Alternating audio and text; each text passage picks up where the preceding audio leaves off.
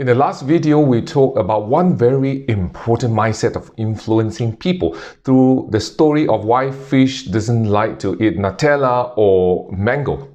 In this video, I will share with you another important mindset of effectively influencing people in an ethical way. Hi, my name is Daniel Yo. I work with people to live a more purposeful, driven, joyful, compassionate, and successful life. This is a Russian doll. Was given to me by a very good friend of mine from Croatia 15 years ago. You're going to ask me, what has a Russian doll got to do with influencing people? When you take the top part apart, you get another Russian doll. And then you remove this another Russian doll, you've got another Russian doll. Alright, maybe there's no more Russian doll inside this Russian doll. But hang on. There's another one here. Perhaps this time you are very certain there's no more Russian doll inside this Russian doll. Just hang on. So let's not jump into conclusion and be curious about it. Let's see what happened when we are curious. There you go. There's one more Russian doll inside here. The key mindset here is about being curious. Let me share with you this story and you will understand how I use curiosity to influence people in an ethical way. A couple of years ago, I went to a big dental center to get a root canal treatment done. After the procedure, I went to the counter to make my payment and to get another appointment date to see the dentist. And I noticed that there wasn't anybody there except for the reception lady at the counter. She didn't look happy, was a little bit grouchy, and it was way past 1 p.m.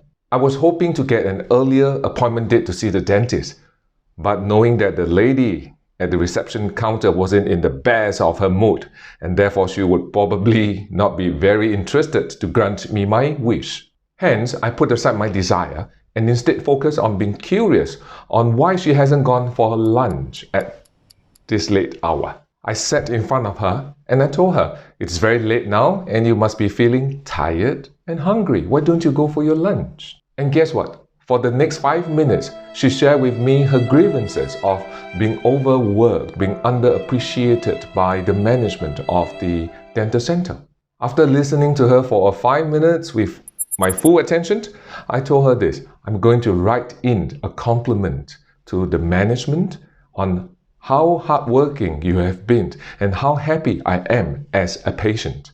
And I'm going to address this complimentary note directly to the CEO of the center.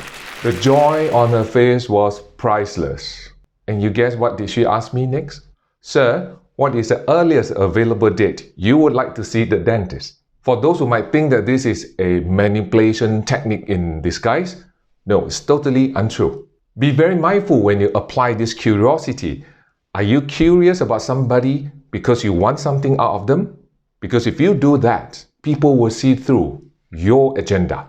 It is much better and useful just to be curious without wanting anything in return. Focusing on listening what are the pain points of the other person. And maybe your curiosity might open doors or lead to something. Just maybe. Therefore, in summary, be curious, not because you want something in return. Just be curious to listen to people, to listen to people's pain points, to people's grievances. And let's see where does this curiosity and conversation take us to. We've come to the end of this video. I hope that you have benefited from it in some ways. Do subscribe to our channels if you have not already done so and share with your friends our videos. Hope to see you one day. Bye-bye.